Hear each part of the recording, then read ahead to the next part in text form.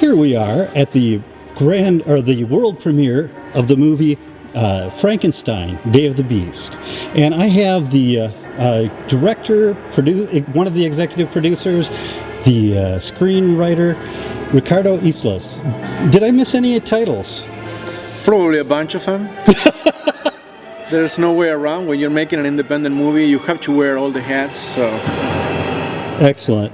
I love the movie. I just thought I'd start by saying that. Before we talk about the movie, where are you from, sir? I'm from Uruguay, South America, originally. Very cool. And were you a director there before you came here?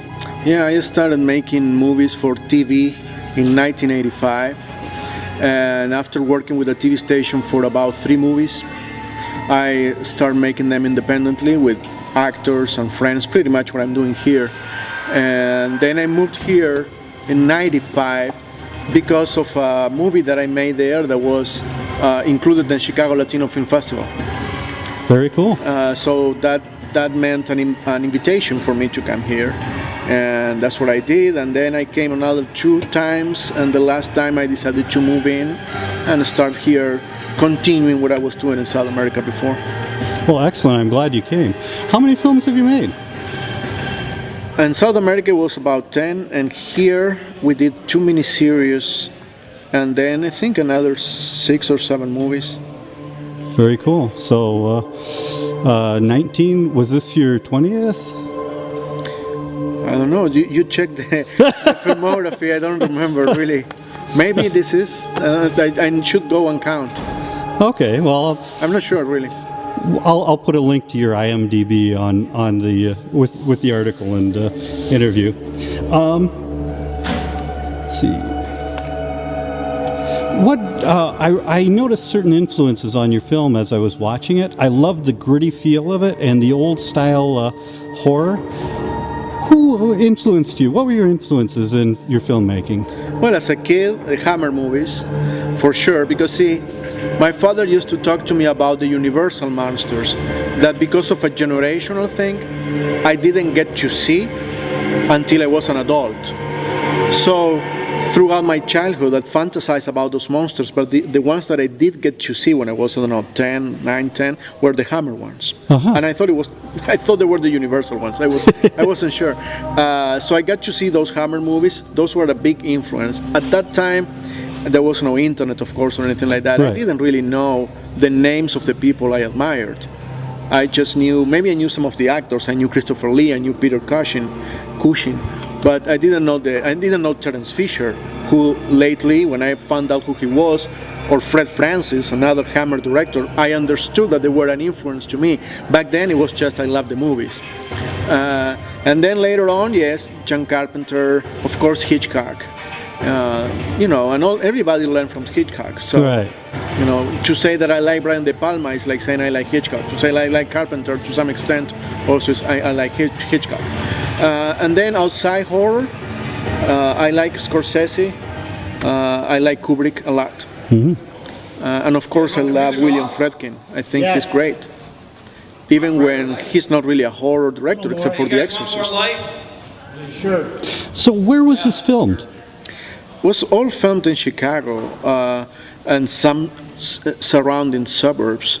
For example, Homer Glen is where the private property was for the forest that's supposed to be an island. Then, as I was saying with John earlier, we rented a space here in Chicago to create the sets. Mm-hmm. Then in Orland Park, the Orland Park Historical Society allowed us to shoot in the cabins. Right. So all the winter scenes are a mix of those cabins from the 1800s, which looks great because they're real. And then also the woods were a forest preserve. How did you get the mountain in the background? That's a visual effect. That's David. I suspected. Yeah, that's David Pellens did the visual effects, and we knew that we needed some kind of buy-in to make it look more like if it was Geneva or. Right. And I bought some shots. You know, now when you're an independent filmmaker, you have access to stuff that you didn't have before. There's a website called pond5.com where you can pay $30 per shot, or it's an average of $20, $30 per shot. You can buy mountains, you can buy whatever you want, and then if you have somebody like David who can match it, or Right. you know, you can create, or you can do almost anything really. And that's how I did. I've seen that the Sci-Fi Channel uses those shots all the time. You know, and they have quite more money than I did. Oh yes, yeah, they have deep pockets. On the set, where did you film the underground scenes? There were some pretty scary chasing around in tunnels. Where were those filmed? On the same space that we rented. The construction of the tunnel was John Vitiri's idea to create like a section. It's only one longer section and then like a Y with a bifurcation, because the story asks for a particular moment when they don't know where to go. So Right. we knew we needed to have that bifurcation. But then that bifurcation, depending on how you put the lights, turns into a corner or a different angle of the tunnel.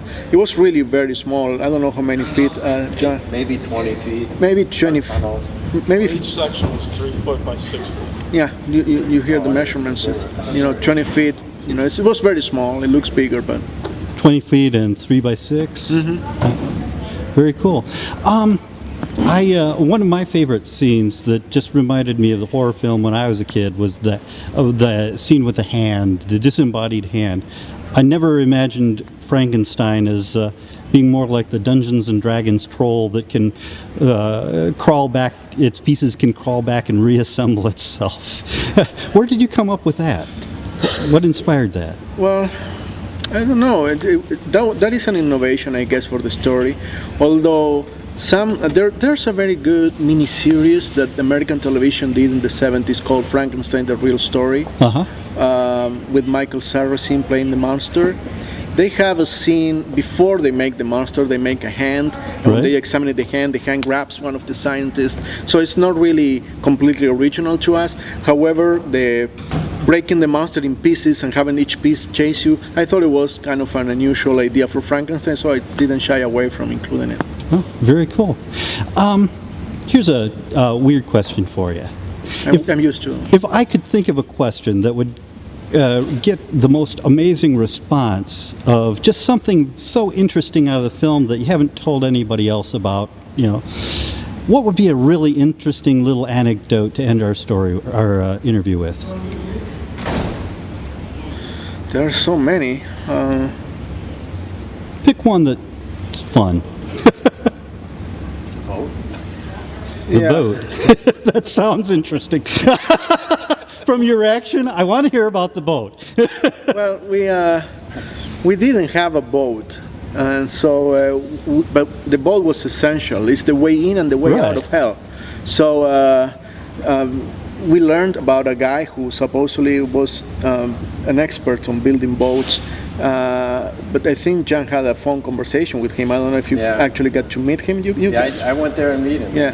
So basically, John built the boat. That boat doesn't really. We were wondering if it was going to float or not, and it came out to be a very original looking boat. Yeah, very cool.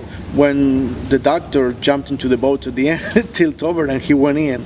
He went down. But hey, the boat did its job, and Right. it's a character in itself. You will never find another boat like that. Very cool. Very cool. So one of your uncredited characters in the movie was the boat. We should have credited the boat. Gave him credit. Darn right. Well, thank you very much, Ricardo. I really appreciated you taking the time to spend with me, and good luck with the film. Thank you. Thank you.